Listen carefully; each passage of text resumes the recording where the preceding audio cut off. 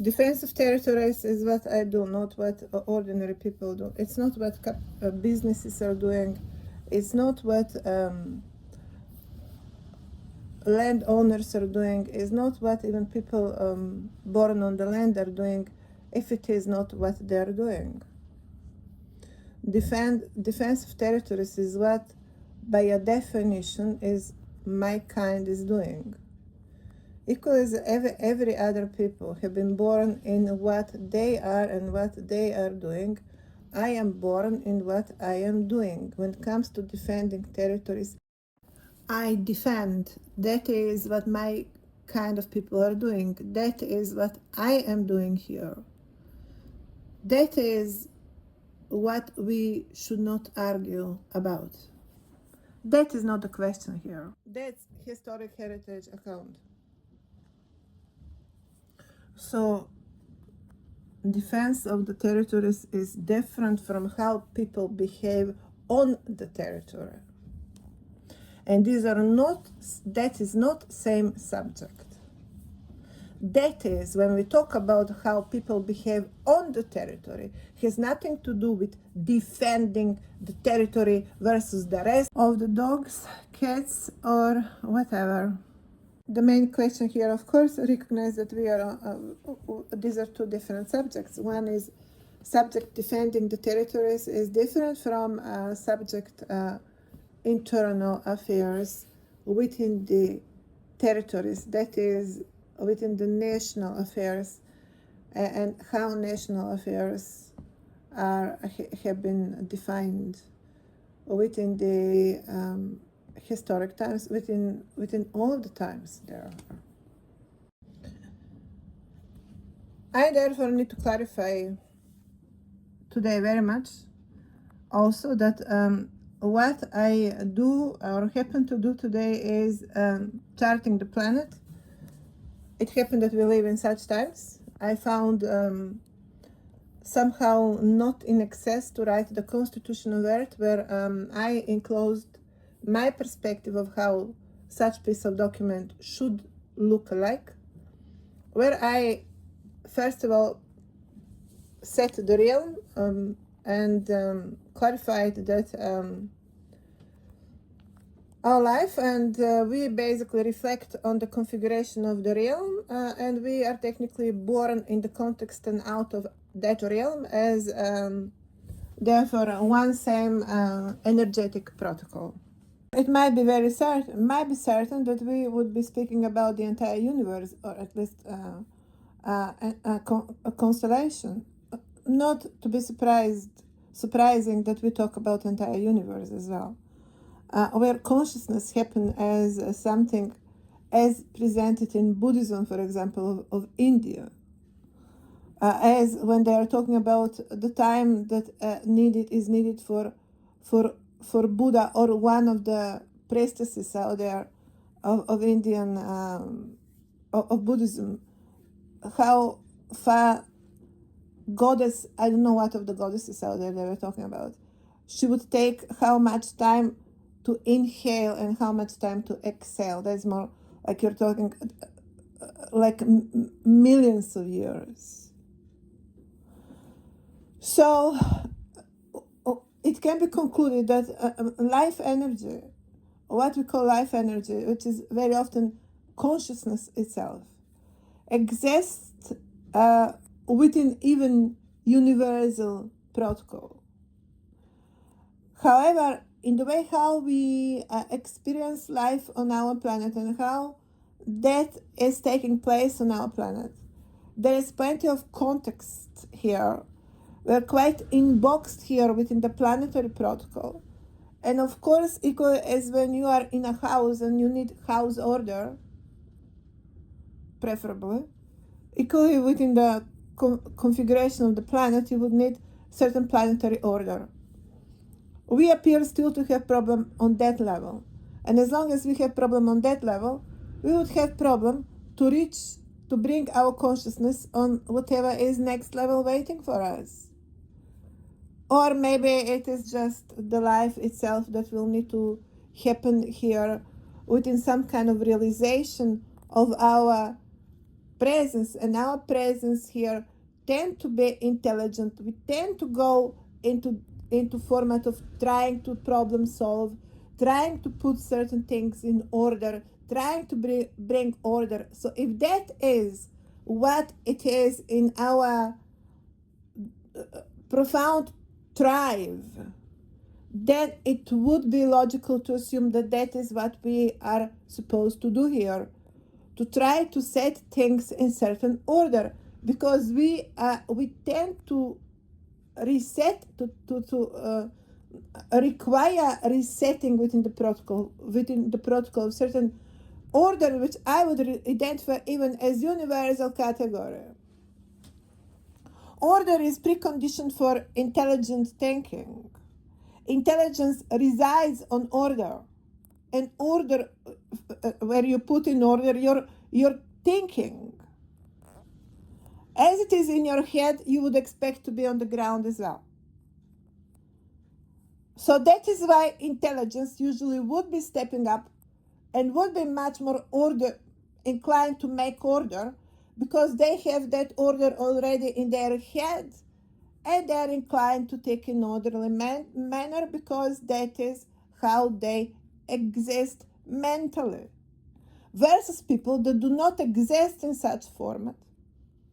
And then you have clash basically between people that are thinking in organized manner and people that do not think in organized manner. Next line of conflict is different cultural settings that would, and different even political settings that would result in different mind configuration and different configuration of intelligence, and where intelligent thinking and to be inboxed by various social, cultural, or political norms. Where I would argue that would be lower scale of thinking, of intelligence. And I would argue that higher scale of intelligence is when you have much more generalized approach to thinking that is relating to realm, for example, relating to planet, that would be preceding lower level of intelligent thinking that would be aligned with national or cultural levels. And that is why we would always say United Nations aligned political thinking as a higher level of political intelligence than national level of political intelligence. And it is pointless that these people continue to, on daily manner, trying to prove that they are more intelligent, when they already put brakes on it, on their mind, when they already framed themselves, already put frame on their mind, and now they want to call themselves higher intelligent. Well, that is absurd. If you want to be higher intelligent, then you need to unframe your mind. But as long as you're framing your mind, you're as intelligent as that frame can allow you. And then you are not intelligent anymore. My verdict for today. So you see, just to put first point in the Constitution, realm, and look how much we already need to talk, and plenty of that is already legal, regulative, political to great an extent, by charting the territory, by setting certain ruling in the way how one should be thinking when in question the realm itself. We are already reaching here political territory as well. What further established on this planet that we, as we found ourselves already accomplishing existence within certain national parameters and within certain protocol of civilizational development, obviously there are, thanks God, planetary accepted criteria what would amount for civilizational development, although I'm not sure that actually that is that much even clarified yet, how far that's being synchronized. What is the measurement of civilizational development, for example?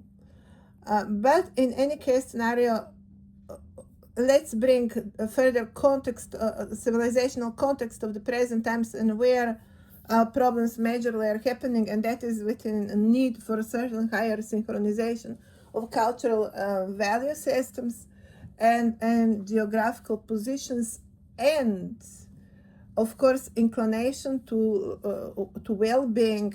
Well, certain nations continue to believe that they are entitled to the highest living standard than the rest of the planetary population.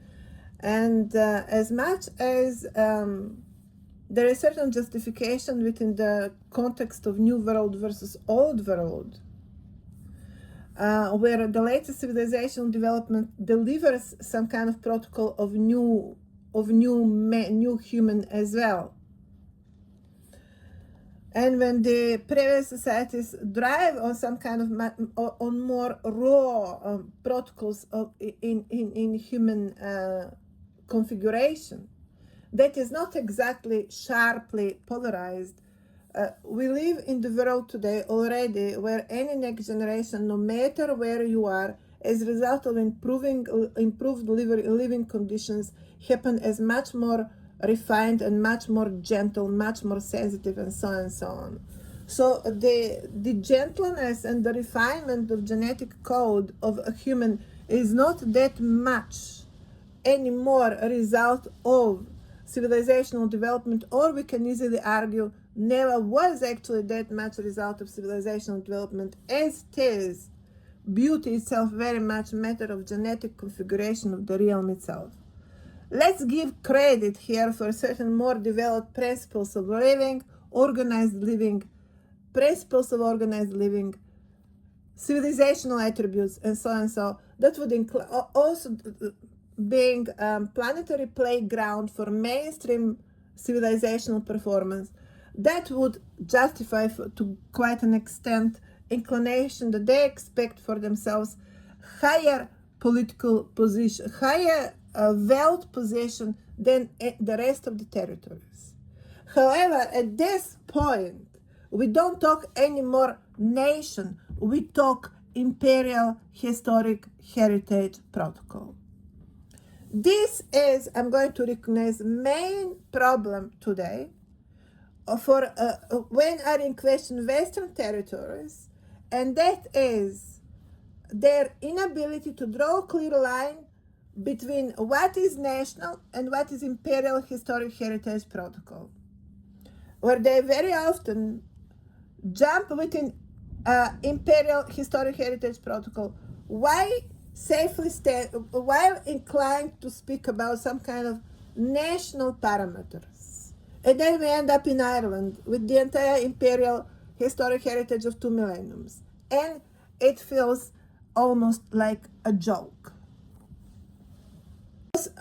I'm not talking about constitution now, of course, because I have different chapter for that. I have enclosed something on my YouTube channel. Here, of course, I'm going to talk where now, in the context of my constitution, I'm going to find where trying to be orderly, to think orderly, where I'm going to find, therefore, where we sit in terms of recognizing how we identify our problems of today, on what level. Is the level of synchronizing our ongoing civilizational developments, where certain territories expect all of the monies to continue to land just for them and everyone else to be poor, desperate, miserable, and the rest. And that philosophy cannot go like that anymore. So that's kind of problem number one. And when the mainstream civilization continue to depend on exploiting others rather than to actually recognize that it is happening as a result of providing the best answers in a given time. What that means? Well, it should not mean like reaching Himalayas anytime, but certainly driving to certain within qualitative criteria, living by qualitative criteria, not living by sabotaging the qualitative criteria, even within your much more national corridors, still allowing reason and senses and logic to get forward, rather than some kind of inclined predispositions. It is much easier to put order in words. It's harder to land it on the ground. There are families that have become accommodated to enormous wealth.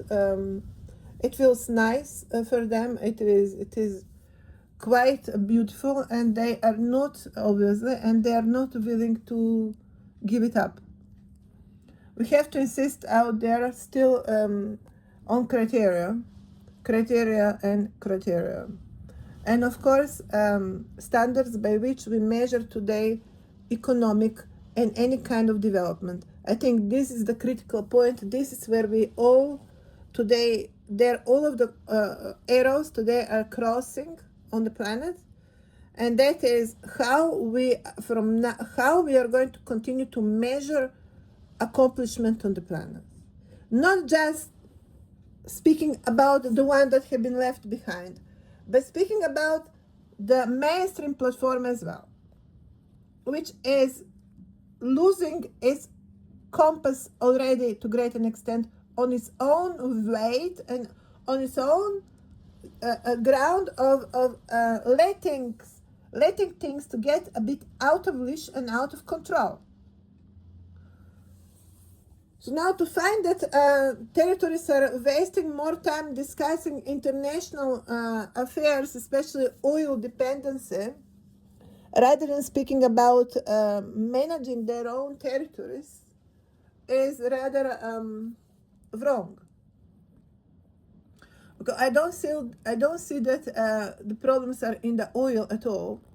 I don't know why someone think that the problem is in the oil. The problem is in the way how people continue to manage their national territories, and how that is aligning with criteria that other nations are implementing. That's the key. So it is not about just saying international relationships. I think that's even wrong expression. Think what we need to talk here, how one nation is measuring its civilizational development versus how another nation is measuring its civilizational development. It comes to criteria for development. And here you find new societies in conflict with old societies. Well, new societies you would find that are much more inclined to more straightforward definition of civilization, although many would think exactly opposite. Actually, it is not. What the societies that would have problem with establishing correct criteria for development are actually older societies. That is the problem. Usually when we say real criteria for development, everyone thinks that the Westlands are having such problems because indulgement, entitlement, and all of the rest. Yeah, let's keep in mind that before you get to the point of indulgement or entitlement, they actually need to enclose quite of an education and quite of a qualification, quite of a credential, quite of a capacity actually to perform before even to think to get in real terms within the actual hierarchy of what would amount for real Western development. Because no one is going to bring gangs into category of Western development and what undergrounds are doing. Western development is going to be measured by the actual accomplishments of the actual competent, qualified people within the Western societies. Where are the problems is all societies and how all societies are measuring development. That is where is the problem. I have, however, awakened in nightmare where other societies arise out there convinced in their mind that they are higher intelligence, higher capacity, higher potential for intelligence, let's call it like that, which is rather laughable already. And they, or better genetics, should I say, although that would be laughable if genetics is walking next to Homo sapiens versus modern human. I mean, we're skipping now 2 millenniums of evolution, at least minimum, or it's probably much more than 2 millenniums. But they're awakening now with that kind of convinced very much that they are withholding the real criteria for human, I don't know how to say it, human development or to human intelligence, which would come to say. Now that is absurd. That is absurd. But I can't stop noticing and witnessing on daily basis how majority of people continue to as value their presence on this planet via their genetic, via their oldness, how old culture they are. Also, do not talk about what have been accomplished during that time, or it is rather very abstract. While we live in the times where being specific would be much more valuable, and we would be wasting less of time rather than capacity to build pyramids. We would need to measure capacity to build latest company or latest international affairs, to bring better social network, to bring better I don't know, results in whatever field, to be competitive, on international scale. Because that is where nations measure today, to be competitive on international scale. Everything else belongs in some kind of history arguing, history books, but that is not where you stop the economy and everything else in your country. You don't stop economy in your country on the subject of historic arguing, of who is older nation and what that means,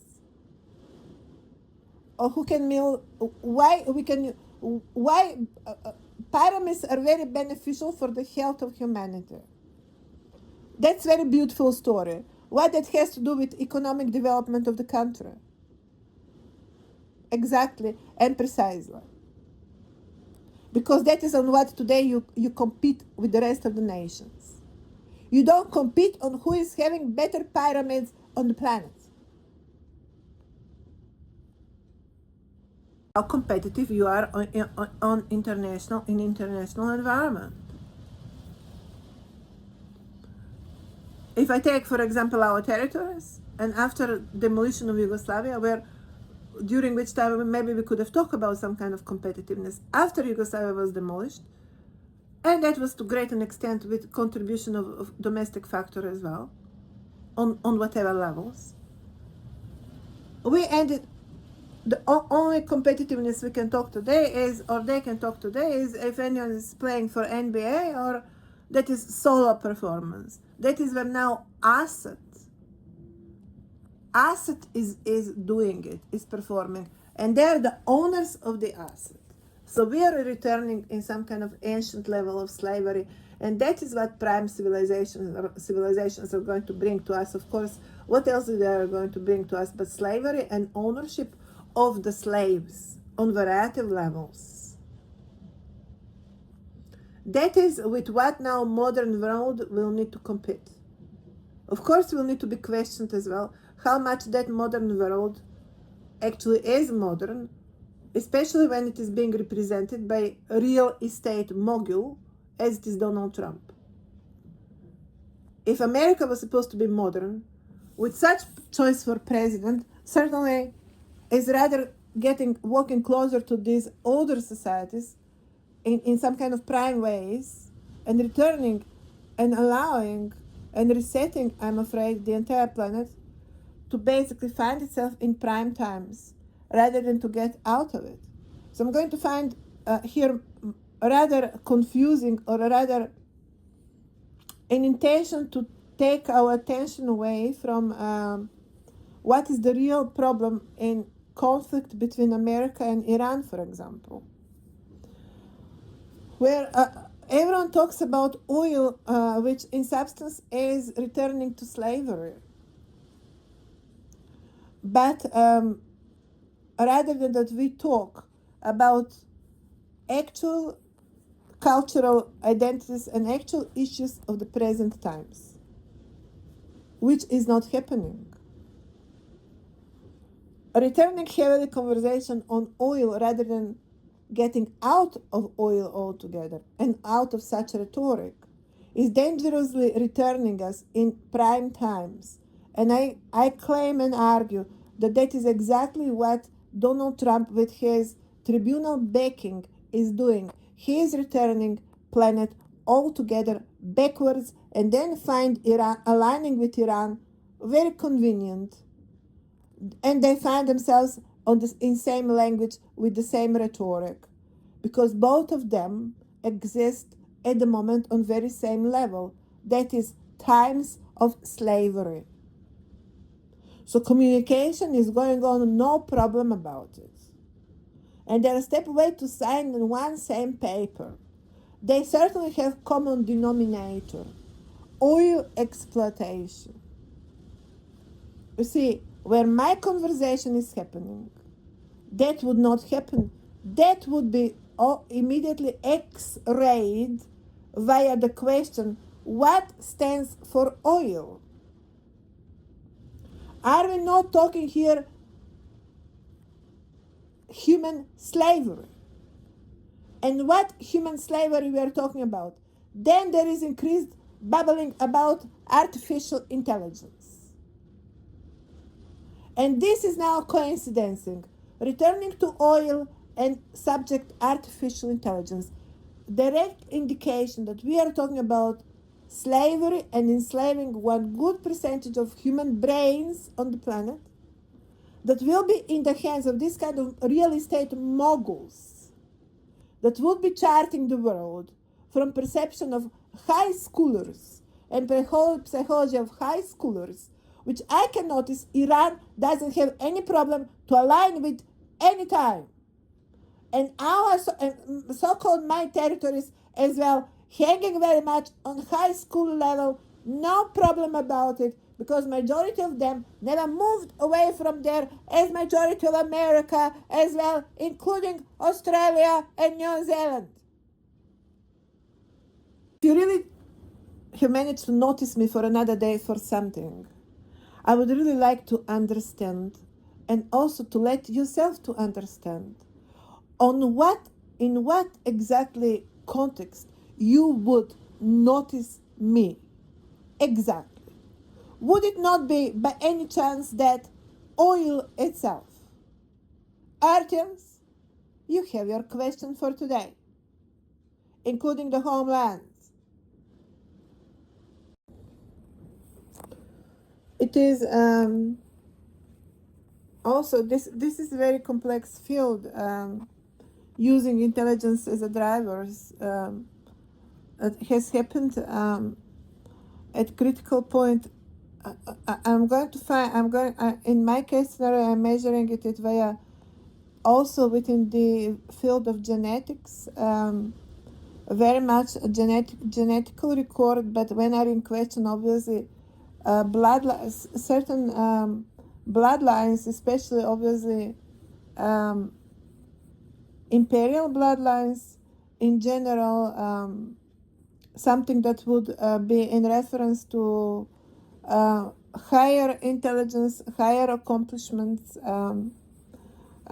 something that would be standing out in the times of this, has become within the time actually ended to be in category of fallen angels. It has become about using these properties rather than living by the spell of their existence. It is in substance discrimination when it happens in national terms. First and foremost, it happens as discrimination, and then it happens as exploitation, and then it happens as slavery. So slavery is not anymore to be seen as a black slavery. We are beyond talking of slavery as a black slavery in present times. Slavery today has become in the format of previous genetic information, previous genetic properties. Slavery is happening within the nations by its own people, within the national frameworks, not only versus the graves, but versus the actual performances that are happening within the parameters of certain families, which continues to be matter of bloodlines, which continue to be targeted by the rest of the nation, and where nation happens to actually consume its own history, but also its own presence as well.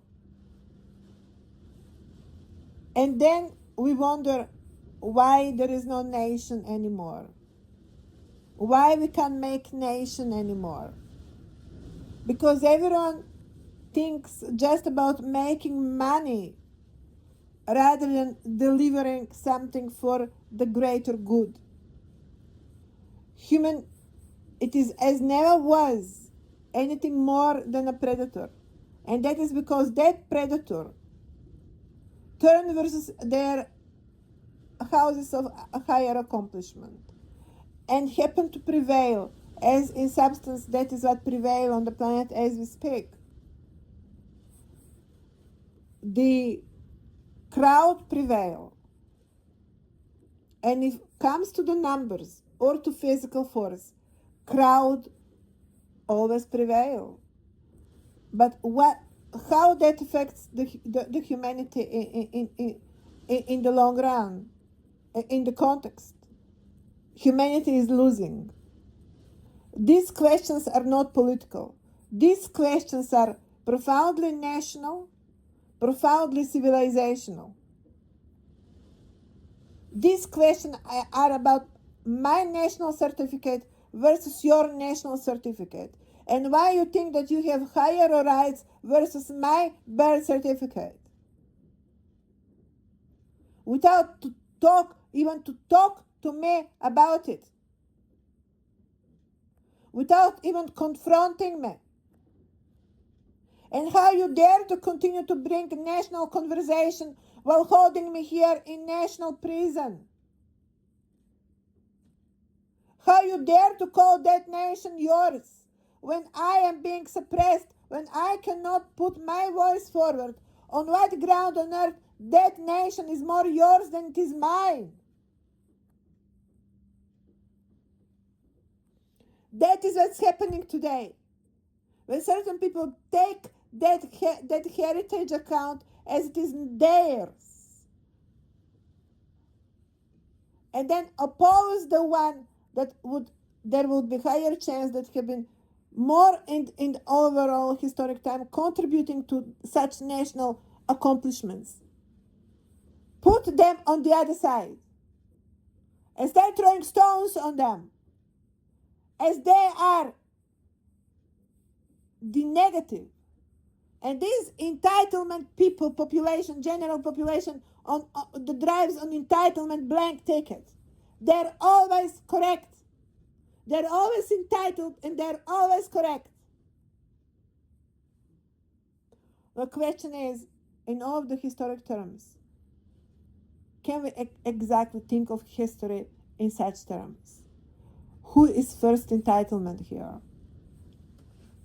As much as this is profoundly general question, it is just with intention to point out in what direction we should start thinking when talking is as well about oil derivation. And that it is not to be international subject before to be national subject. And where here Shah end up to be tradable item. And the regime holders are the ones that are trading. Because, well, Shah looks more as a tradable value. And look how Anatolia look, no offense, but it's not exactly tradable item. But the Shah is. Do you understand my point here? Shah is oil to Atollah, to Anatolia. The Shah is the oil to Anatolia. The Anatolia is trading the Shah and alike properties.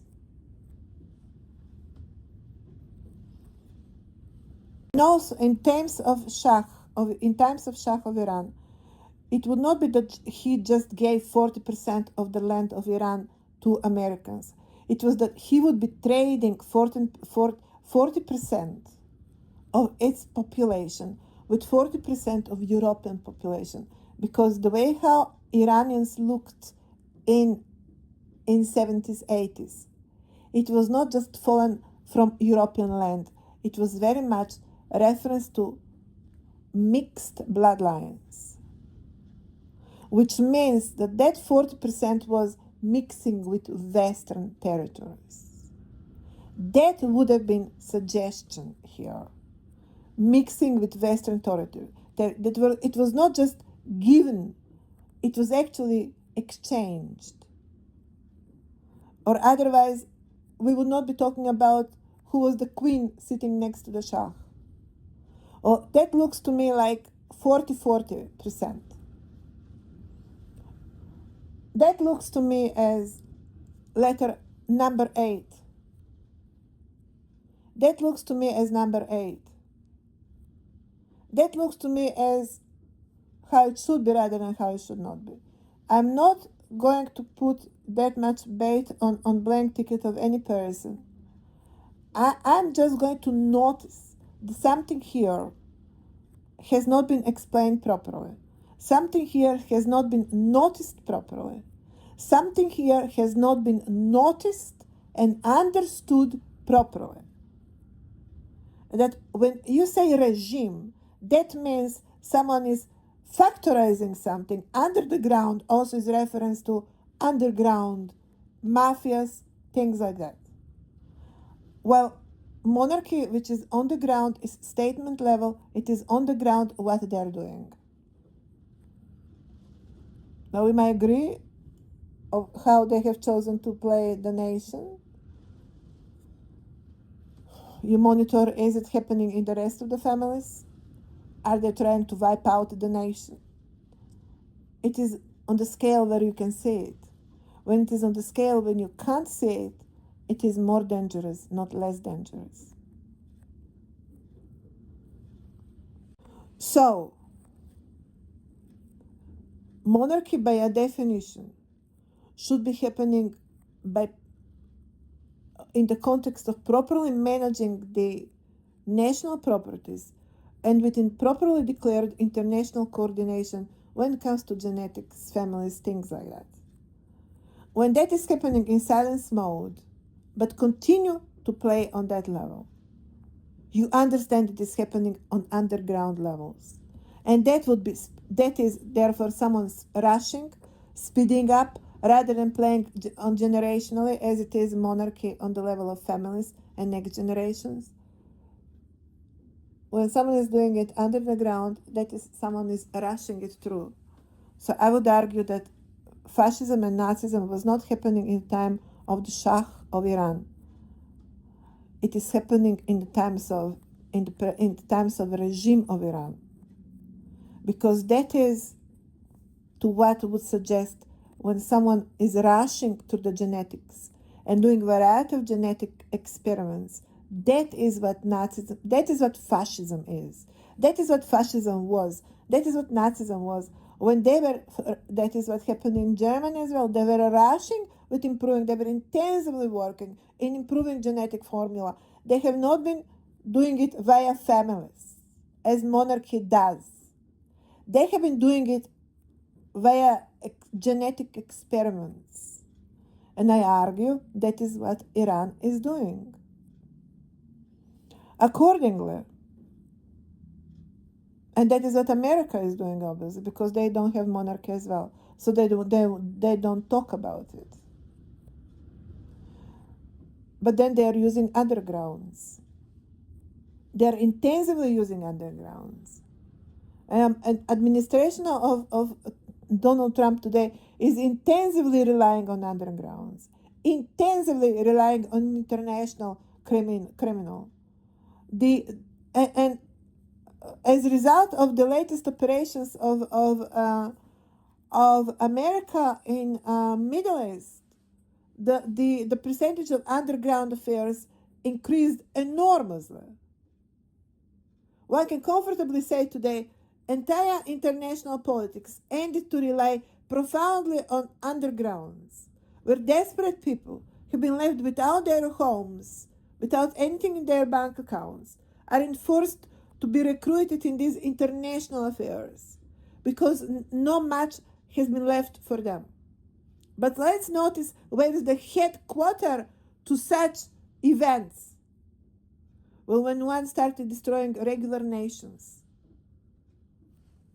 what you expect next to happen? But army of underground affairs, because there are army of people available to do it. That is fascism, that is Nazism. And as you can see, today, Iran and America are leveling it on the same level. Or they are the best partners, actually. Because I can't see where on earth they are different. However, notice that most of European nations, including Russians, I would prefer to think about that like that about Russia. Also, I'm not sure. They would prefer to return to staging the civilization. Actually, rather, you see, these territories, as it is America, Iran, nothing interested about staging civilization. They're interested about exporting the nation. They're not interested about staging the nation. They're interested about exporting the nation. And that is what will need to be noticed here. That is how it is to be recognized today. What is fascism and Nazism, and what is actually staging a civilization? Although you cannot say that exactly that's what's happening in England as well. They're not staging political leadership. They're mimicking political leadership. That's not same. So Iran would be certainly aligned with England was certainly aligned with what Iran is doing it. So basically, what Iran is doing it is staging England in some kind of aligning,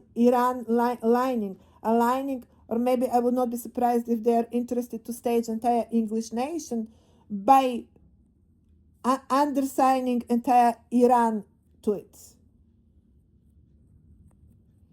And what would be staging Americans?